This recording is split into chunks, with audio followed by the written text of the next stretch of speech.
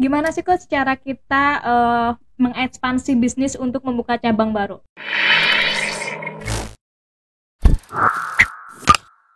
Halo teman-teman semuanya, balik lagi sama aku Vika di Coaching for Business. Nah, di kesempatan kali ini aku ingin membahas nih terkait ekspansi bisnis. Nah, penasaran kan? Yuk kita langsung aja tanya ke Coach Adit. Halo Coach. Halo. Apa kabar nih Coach? Alhamdulillah baik.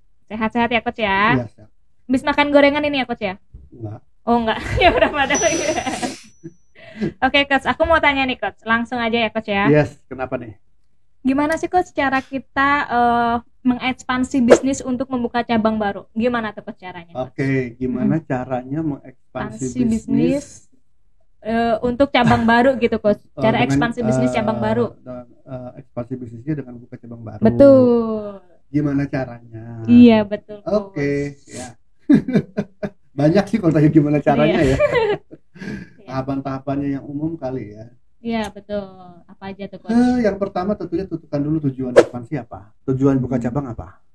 Ya biar dalam hal cabangnya ini, banyak, cabang, biar ya, dapat penghasilan lebih, ya, biar ujung-ujungnya terkenal, itu ya benar-benar. Ujung-ujungnya itu ya, untuk dapat penghasilan lebih. Iya betul. Nah penghasilan lebihnya itu yang kayak apa, gitu kan? Ya dalam bentuk penjualannya, gitu kan? Jadi kalau buka cabang yang kayak gimana nih yang bisa menambah penghasilan lebih, gitu kan? Atau penjualan gitu ya. Dengan cara buka cabang, apakah dengan buka cabang bisa menghasilkan memberikan penghasilan yang lebih? Bisa kan? Ya, pasti. Nanti gimana gitu ya. Jadi dalam hal ini kenapa buka cabang ya? Karena ini ya apa yang biasa dilakukan ya, agar lebih dekat kepada calon pembeli kan, gitu kan, buka cabang ya. Kalau misalnya kamu saat ini misalnya sukses berdagang bakso gitu ya di Depok gitu kan, nah tentu marketnya hanya orang-orang Depok kan. Iya, sekitaran Depok aja gitu ya Coach ya. Betul. Mau iklan kemana-mana juga kan. Yang datang orang Depok juga. Mau iklan sampai ke Amerika juga gitu, mereka percuma juga ya. Iya, karena betul. Mereka nggak bisa datang gitu ya. Nah kamu memutuskan untuk buka cabang misalnya di Bekasi. Di Bekasi. Karena sudah banyak nih orang Bekasi yang mungkin kepengen beli, udah menghubungi kamu, tertarik gitu ya Coach ya, udah ngasih tahu by website atau sosmednya, aku pengen dong, cuman sayang jauh ya, Depok jauh gitu. Iya. Jadi kamu udah mulai pertimbang, kalau gitu kita buka cabangnya di Bekasi, ini kan udah banyak banget nih marketnya. Nah itu kan tujuannya. Jadi kan kita bisa nentuin ya, mau sekalian tadi mau buka cabang di mana kan gitu kan. Iya betul. Tentu yang buka cabang yang memang berpotensi ada marketnya di situ, gitu kan, yang utamanya itu kan. Jangan buka cabangnya di pinggir sungai Amazon. Dia ada marketnya gitu ya Coach ya, sepi nanti. Iya, gitu kan. Jadi yang harus dekat dengan market. Ya kalau di mall gimana? Kan mall pasti ya belum tentu juga ya, karena mall juga segmented ya. Ada mall yang pembelinya tuh anak muda, yang datang ada orang profesional, ada yang mungkin kelas kalangan menengah ke atas, menengah ke bawah, dan menengah gitu ya. Betul. Itu kan nanti kan akan mempengaruhi dia mau beli bakso apa enggak kan gitu. Ya kan, ada apakah doyan bakso gitu kan, apakah enggak gitu. Betul. Ya kamu jual bakso tapi di mall yang datang tuh kebanyakan vegetarian gitu kan. Iya, sama aja bohong gitu ya Coach ya. Saya enggak mau ini kan, enggak laku nanti. Jadi gitulah ya. Jadi menentukan jadi dari tujuannya kemudian dari tujuannya itu baru nanti bisa ketahuan seterusnya gimana gitu kan. Nah dari tujuan tadi pertama, yang kedua ya market yang mau dituju apa tadi ya, tadi itu udah dulu kedua ya. Berarti yang ketiga apa, yang bikin strategi lah gitu kan. Betul. Kalau nggak ada strategi ya gimana mau bikin jualannya gitu ya Coach ya. Buka cabang itu ya, bikin strategi dari sisi apa nih strategi kan. Tadi ya sudah riset pasar tuh ya kan, itu juga salah satu sih cara sumber-sumber strateginya ya. Sumber-sumber strateginya itu yang akan kita bikin itu adalah salah satunya adalah riset pasar atau SWOT analisis, yang paling simpel kan itu ya, SWOT analisis. Dan itu bikin strateginya apa supaya lebih lebih memungkinkan nanti berhasil gitu ya. Kemudian apalagi tahapannya ya, pastikan juga memang kitanya sendiri secara internal siap untuk buka cabang baru. Artinya gini, kalau yang di Depok aja kamu baksonya masih struggle untuk jualannya, mendatangkan pembeli, ngapain buka cabang? Iya. Malah ribet gitu ya coach ya. Pindah aja ke Bekasi daripada buka cabang gitu kan. Kalau buka cabang kan berarti kan 2 nih. Bebannya nambah gitu, 1. Kepalanya jadi 2 gitu ya coach ya, harus. Kalau pindah tidak pindah ya. Iya. Walaupun sama aja sih, nanti ya harus pusing-pusing juga lagi, posisinya apa segala macam, harus mulai dari nol lagi kan. Iya, betul. Ya, jadi harus pastikan dulu cabang kamu yang di Depok itu ya. Itu tujuannya juga sudah ini dulu ya, sudah ibaratnya itu udah stabil dulu. Iya. Stabil dari sisi apa? Semuanya kali ya coach ya. Iya ya. Ternyata stabil itu bukan hanya dari sisi cash flow aja, tapi dari sisi sistemnya juga, sumber daya manusianya juga gitu ya. Itu udah stabil, yang bisa diduplikasikan ke cabang yang lain. Cabang yang berikutnya gitu. Ya kan, hal ini juga akan pengaruh terhadap kualitas dan konsistensi kualitasnya ya. Kalau misalnya tadi bakso gitu ya, kamu kepengen, tinggal dipikirin nih, kamu kepengen cabang itu juga yang bikin baksonya atau tinggal meraciknya aja, tinggal mensajikannya aja. Kalau mensajikannya aja berarti yang harus diduplikasi adalah ya cara mensajikannya. Tapi kalau sampai harus bikin baksonya, produksinya berarti itu kan harus standarkan juga nih cara produksinya supaya kualitasnya sama dengan yang di Depok. Atau mau bikin sendiri, jadi tinggal disalurkan aja gitu ya. Oh iya, betul coach. Itu, gitu kan. Ya, itu kan tinggal didistribusi. Dilihat lagi nanti mana yang paling efektif ya dan efisien gitu ya. Oke coach. Nah, kalau misalkan tadi kan sudah di-sharingkan nih terkait gimana sih cara ekspansi untuk membuka cabang baru gitu ya coach ya. Nah, kalau misalkan gimana sih coach waktu yang tepat agar kita mempertimbangkan kayaknya ini nih waktu yang tepat untuk ekspansi membuka cabang baru nih. Nah, itu apa aja sih coach, atau waktu yang tepat untuk mempertimbangkannya? Waktu yang tepat untuk mempertimbangkannya kalau untuk mempertimbangkannya bisa kapan aja ya. Iya sih coach.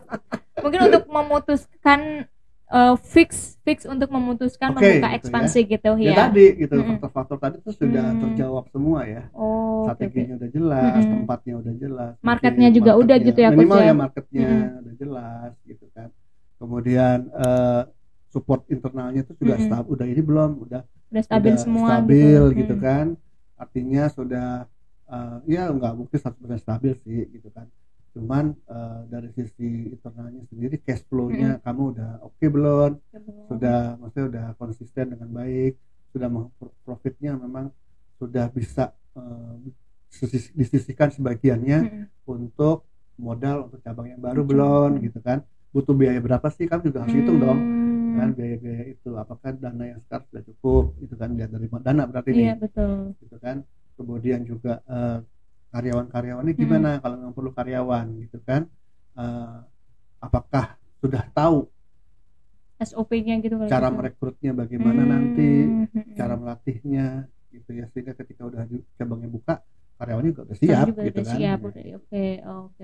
Oke coach, kalau misalkan tadi kan sudah membahas terkait gimana sih cara ekspansinya, menentukan waktu yang tepatnya. Nah, sekarang gimana sih coach cara kita membangun dan juga mempertahankan kualitas atau merek kali ya coach ya di semua cabang gitu coach. Gimana tuh coach?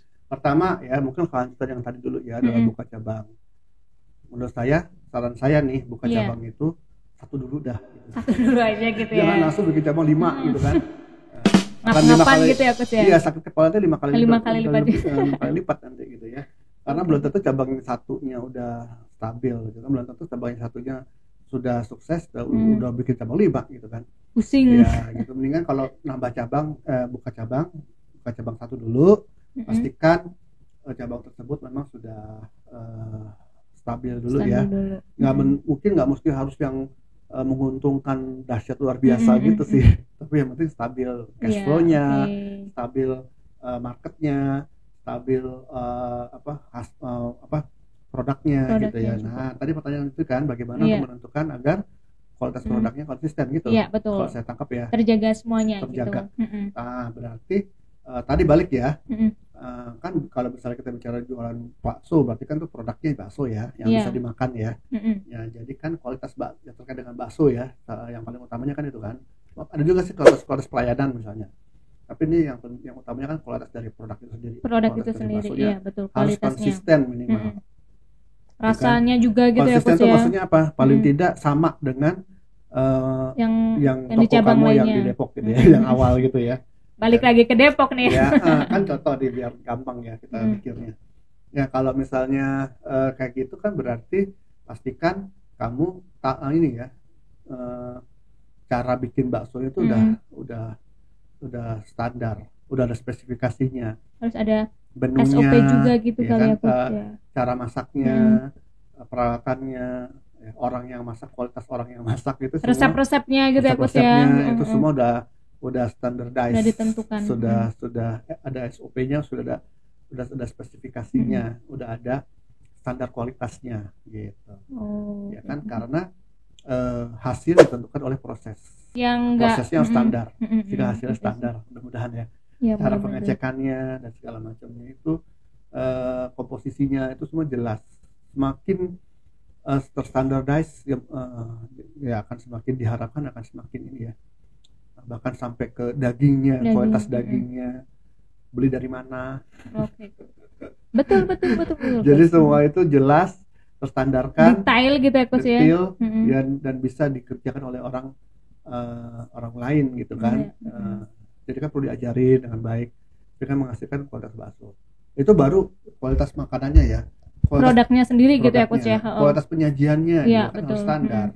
Mau sebatas sejauh mana nih standarnya? Mangkoknya harus standar kah bentuknya, warnanya, segala macam, jumlah baksonya dalam mangkok gitu ya. Betul. Sampai ke situ kan? Iya. Rasa cabenya, rasa sambalnya, ya kan? Rasa kuahnya kan jadi kan. Iya, betul. Nah, jadi ngiler kan sekarang. Berapa potong uratnya gitu ya coach ya, dagingnya kan lumayan tuh coach, bakso coach, hujan-hujan. Cara ngambil minyak gitu. Temperatur ngebulnya kalau di mangkok, kompornya gitu ya coach ya. Oke. Sebaiknya semakin standardized gitu kan. Cara penyajiannya, yang bawanya ya kan gimana gitu ya, orang yang seperti apa ya, misalnya SPG-nya pelayannya ya. Apakah yang harus wanita usia berapa gitu. cara sopan santunnya harus kayak gimana gitu ya, service excellent gitu ya coach ya, berarti kan servicingnya gitu mau sejauh itu enggak gitu kan. Bahkan mungkin ruangan makannya ya, mejanya gitu kan, kemudian dekorasinya, settingnya, tema settingnya, ukurannya ya kan, harus seperti apa nih gitu kan. Itu kan juga menunjukkan kualitas pelayanan secara total ya gitu.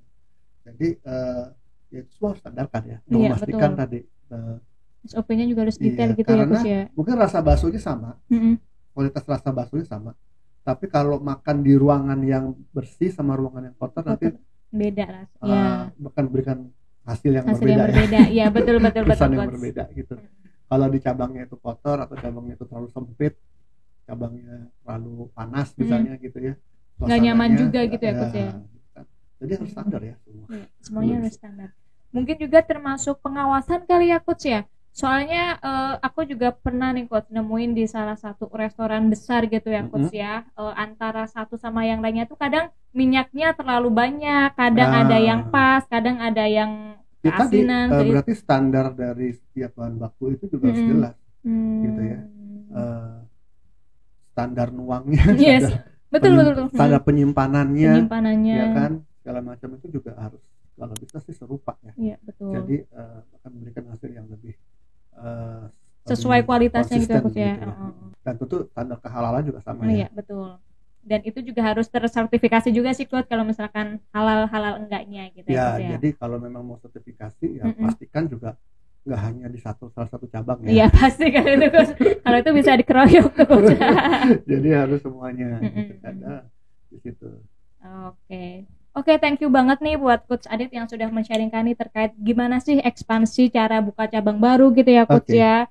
Ternyata banyak juga gitu Coach yang harus dipersiapkan, harus stabil juga gitu ya Coach ya, dan nggak perlu langsung banyak-banyak buka cabang, asalkan harus stabil dulu step by step, jadi semuanya juga bisa lancar gitu. Betul. Kali ya Coach ya. Oke. Nah mungkin kali ini gitu aja nih teman-teman pembahasan untuk ekspansi membuka cabang. Oke, akhir kata dengan saya Vika dan saya Ditya Mijaya. Sampai jumpa.